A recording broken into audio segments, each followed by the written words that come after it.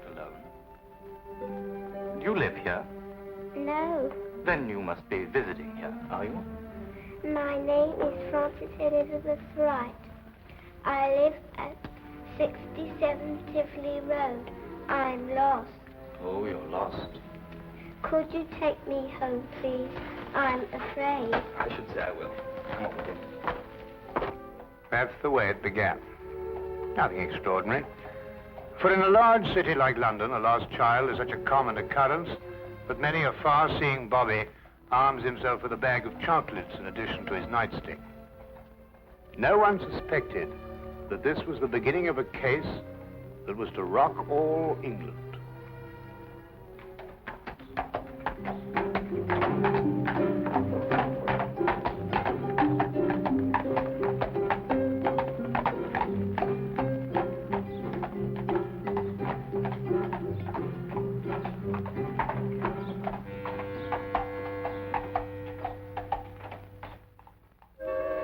All right, if you insist.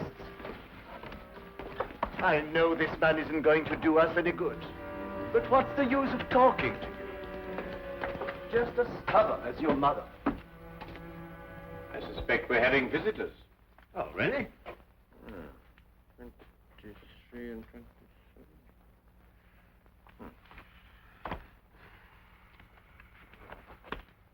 Come along, Nebuchadnezzar. I don't think you're quite dressed to receive attractive young ladies. Now, in you go.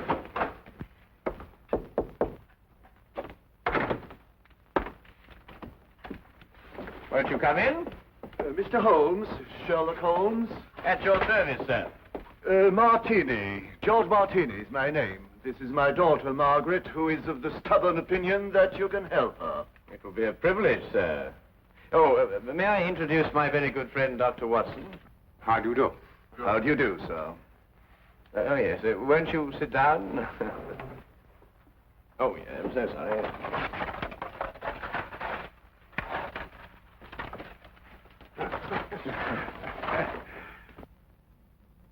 How can I be of any assistance to you? This is rather a confidential matter. Oh, yes, yes. Dr. Watson is both the soul of discretion and my invaluable colleague in all my cases, especially the more delicate ones. I see. Well, there's this fellow, Richard Trevor is his name, who's been courting Margaret here.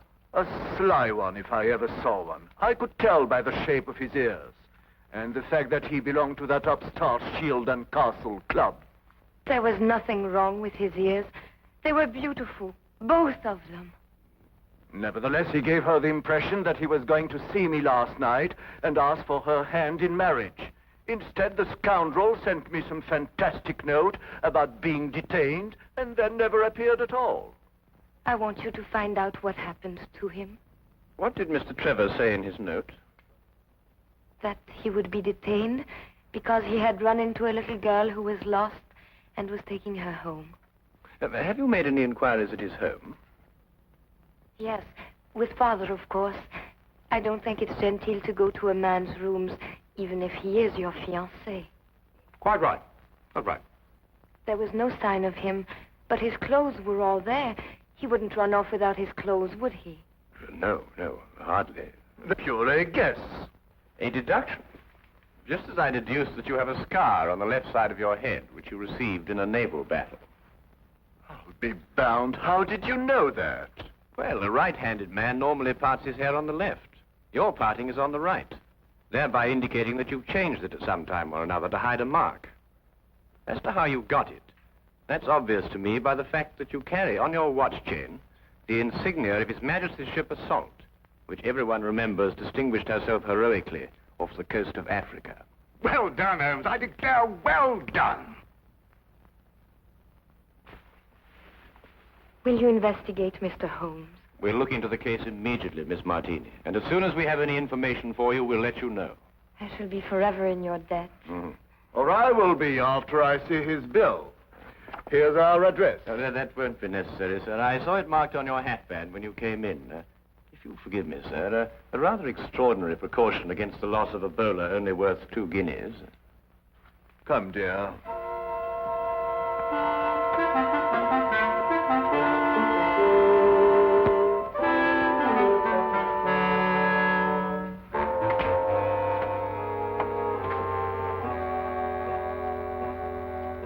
Not long after moving in with Sherlock Holmes, I had come to the conclusion that his mind was as organized as his housekeeping was not. He was, without a doubt, the most perfect reasoning, observing machine I had ever encountered. And just watching him think had become sheer fascination. I tried to put myself into his brain now and deduce what had happened to the missing Mr. Trevor. Did it occur to you he might have had an accident and even now be lying in a hospital at this very moment? You, being a doctor, would think of that. But if that were the case, surely the hospital would have informed someone by now. Maybe he skipped off and left her then. There's no guarantee he won't come back for his clothes or have them sent on to him. I'd grant that if he hadn't sent that note. A man deserting a girl isn't likely to send a note at all. And if he did, he couldn't conceive, as Mr. Martini put it, of such a fantastic one. The case is more than complex, Watson. And when we solve it, we shall also know what became of the others. What others? Oh, Watson, would you pass me my tobacco pouch? Well, where is it? It's in the toe of the Persian slipper, under your chair. All right. There you are. Oh. Thank you, Watson. Now, what others? Well, it's come to my attention during the past 2 weeks that 7 men have disappeared, totally evaporated from the face of London. They had no reason to run away, every reason to stay. Trevor fits perfectly into this fabric. You mean then that there's more in this than just the disappearance of that young lady's fiancé? Unless you accept 8 consecutive coincidences. Could you accompany me this afternoon? Where? To the last place where Trevor must have been before he met the little girl. But you don't even know where that was. I'd say it was the upstart Shield and Castle Club. Why there? Well, if you were about to confront a man like Mr. Martini to ask for the hand of his daughter in marriage, what would you do first? I'd probably have a couple of stiff drinks first. And if you were a member? At the Shield and Castle Club, eh? By Jove, Holmes, of course. That's just what I would do. You see, Watson? You've been of invaluable assistance to me already.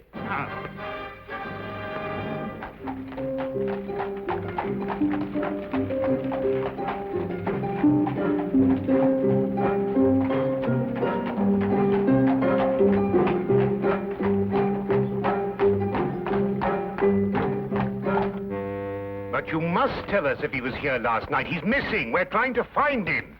It's no use, sir. You'll have to do without my help. This is a gentleman's club. What has that got to do with it? He may not want to be found, if you know what I mean, sir. Now, look here. That's the way it is, sir. I'm sworn to preserve the privacy of our members. And having 2 little tots to feed, I'm not one to invite getting the sack.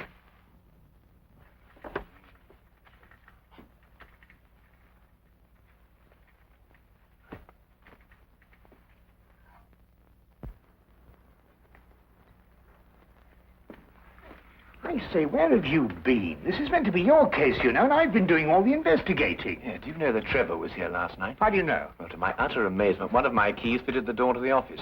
I went through all the chits and found one signed by him. It's just as you thought. He boasted his courage with the aid of stimulants from the bar. Do you mean you've broken into the office? Do you want to have us arrested? Us? Yes, by keeping the barman occupied, you served as my accomplice. Now, really, Holmes, you've gone too far. Now, the thing to do is to find the carriage that both Trevor and the little girl took.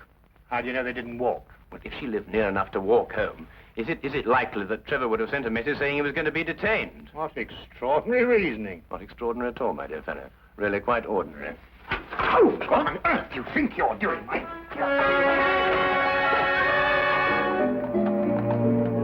Finding the cabbie who picked up Trevor and the little girl was a matter of stationing ourselves at the hack stand outside the Shield and Castle Club and doggedly questioning every driver who stopped there. One finally remembered the pair, but owing to brisk business that night, could not be at all sure where he set them down. The address he brought us to was a guess, and from the looks of it, a very bad one. Well, I think we're on a wild goose chase. Doesn't look as if they haven't lived here for a long time. Do you realize these papers are at least a week old? Well, then the cabbie made a mistake. He's brought us to the wrong address. Do you know, without very much difficulty, I think I might be able to... Holmes, Holmes, please, not again. You good fellow, and keep a good lookout, will you? Look, Holmes, this is housebreaking. We can go to prison for years for this. You can't just go opening doors all over London just because... Oh! Holmes, no, there's somebody coming. Just stand in front of me and behave quite normally, eh?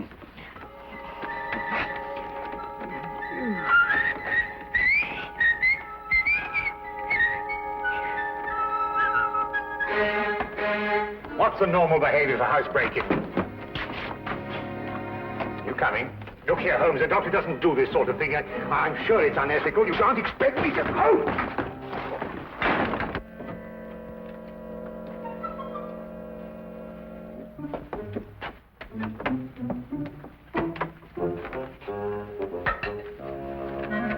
What are we looking for? I'm not quite sure yet. You won't find anything here. You said yourself the house has been unoccupied for the last week. Thieves in the night, that's what we are. A child's been here recently. Oh, what makes you think that? Do you remember as a youngster, Watson, penciling in moustaches on the faces of the advertisements? I suppose so. But what's that got to do with it? When I looked at those newspapers outside, I noticed that someone had penciled in a handlebar moustache on a woman advertising headache powder. I'd assumed that a child did it. More than that, since the papers were only a day old, I'd also assumed that a child has been here very recently. Why should the child bring Trevor here to an unoccupied house? That, Watson, is the core of our problem. Excuse me a minute. Huh? Oh.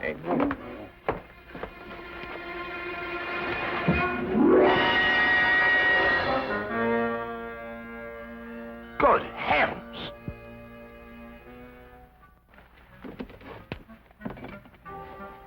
Trevor? Fairly safe assumption, Watson. Yes. And from the pallor of his skin, I'd say he'd recently been given an overdose of strychnine. I'd also deduce that he's the 8th victim of a very strange murderer.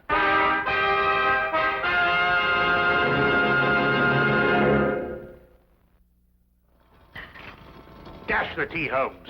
I'm waiting for some word from you. About what? Well, about the murder. Ever since we got back here, you've behaved as if nothing had occurred. And yet I'd wager anything that you're hot with some theory as to who's done it and why. I'm afraid we've run out of Indian. I think we've got some China, if I can find it. My guess is it's a cream passionel. Are you ruling out the robbery motive? Trevor was left without a shilling. Oh, that's just some sort of a smokescreen. After all, she... Good heavens, Holmes, what do you think you're doing? Look, snake poison. Oh, no, be silly, Watson. It's China tea. Disregard the labels. I ran out of tin. Here, are you sure? Yes, I'll stake my reputation on it. You'll get to you, that is. Rather late for a caller. Good evening, Dr. Watson. Hello, Sergeant. Ah, hello, Wilkins. Good evening, Mr. Holmes, sir. I've got a message for you, sir, from Inspector Lestrade. A welcome addition to the day. A message from the good inspector. We've found another corpse, sir. It was in an empty house in Hammersmith this time.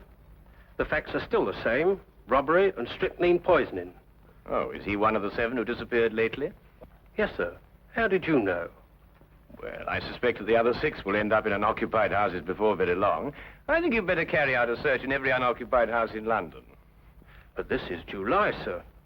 And everybody's away on holiday. The number of empty houses must be hundreds. Well, it's that or wait until September when everyone comes back and finds his own corpse.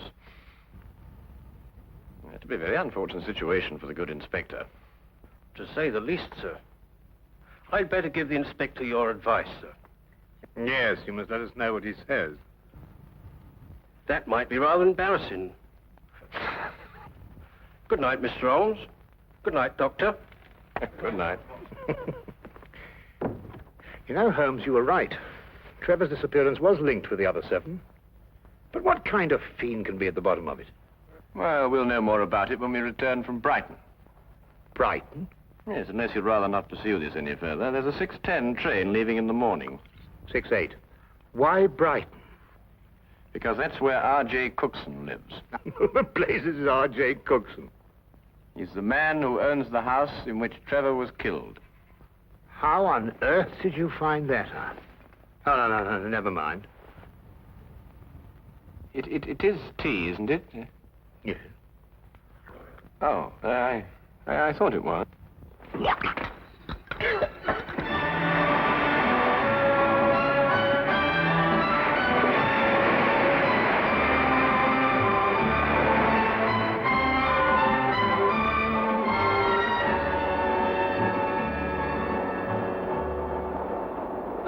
Have you ever heard anything so incredible?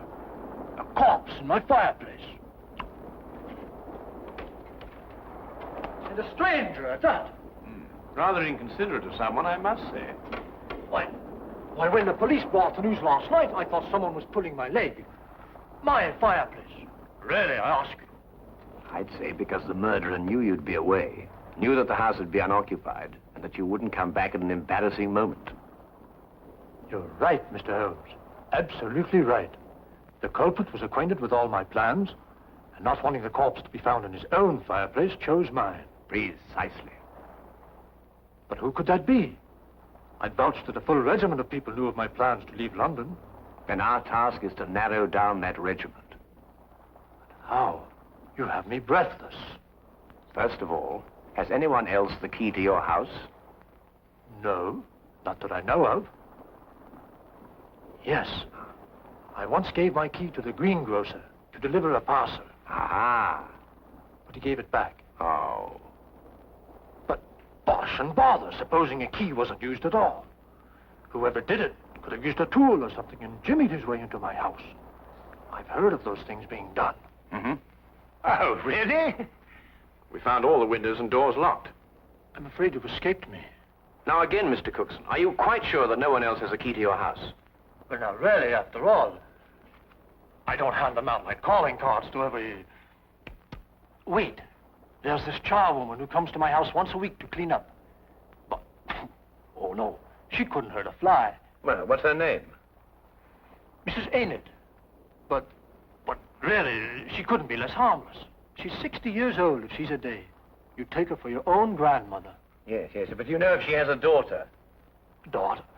Well, now, really, a woman of 60 isn't bound to have a little girl. Well, what about a niece or a granddaughter? Granddaughter. Now that I think of it, she does have one. About 7 years old. She recently came to live with her.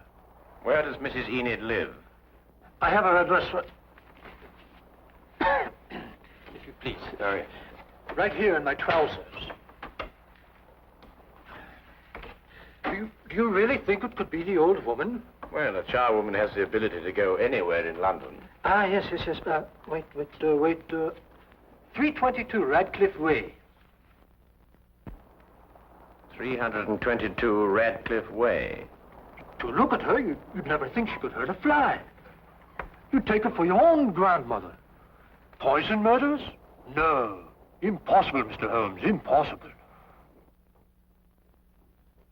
Oh. Grandma, must we play the game tonight? Of course. Don't you like playing it? I don't like staying on the street alone. It'll only be for a little while. You'll find someone to bring you back, and Grandma'll have company again. What happened to the last company we had? Oh, he went home after a while. But come on, let's say it. Where do you live?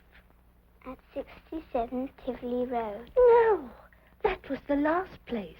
Your address is now 120 Claridge Street. I forgot. All right. Now, come on, let's say it again. Where do you live? 120 Claridge Street. And again? 120.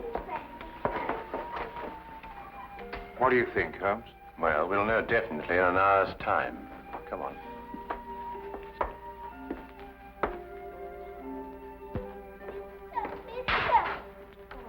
Hello? Oh, well, it's very late for a little girl like you to be out on her own. What's your name? My name is Frances Elizabeth Wright. I see. And where do you live? I live at 120 Claridge Street. I'm lost. Oh, dear. That would mistake you home. Come along, then. You must come in and try some of my divinity fudge. It's the least I can offer you for your kindness in bringing Francis home. Well, that's very kind of you, but really I ought to be getting along. It's just been made. Delicious. You'll make an old woman very happy if you'll try the first slice. Oh, very well, then. I am rather partial to divinity fudge. Francis. Thank you.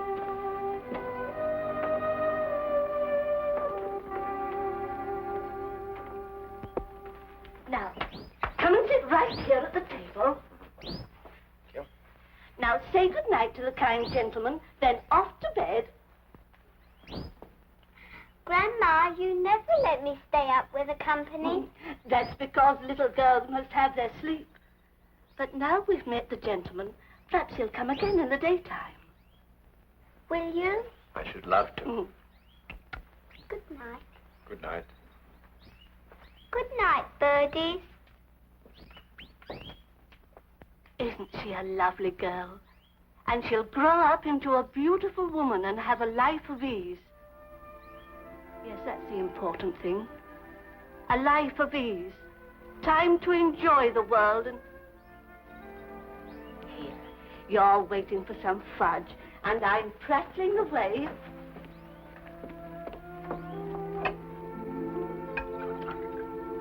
Here it is. And a glass of cold milk to go with it.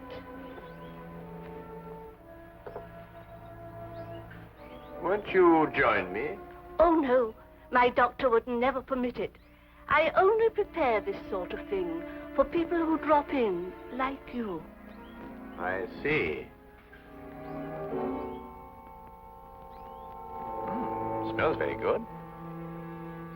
If I have one speciality, it's divinity fudge. You'll find it heavenly.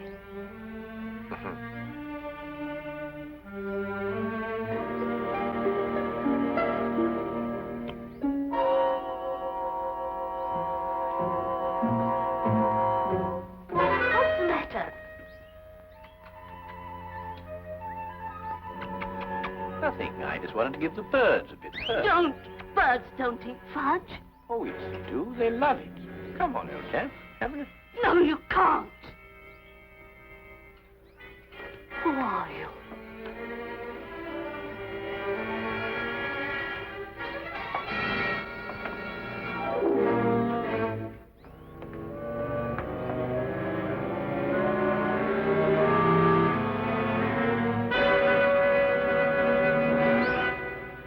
I'll take that, Mrs. Enid.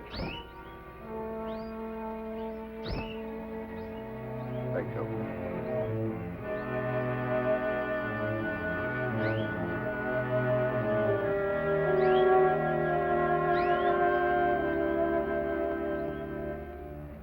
I needed money for the child.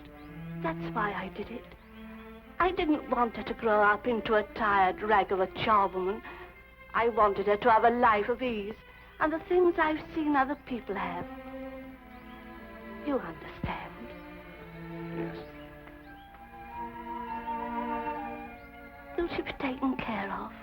You need very, Mrs. Enid.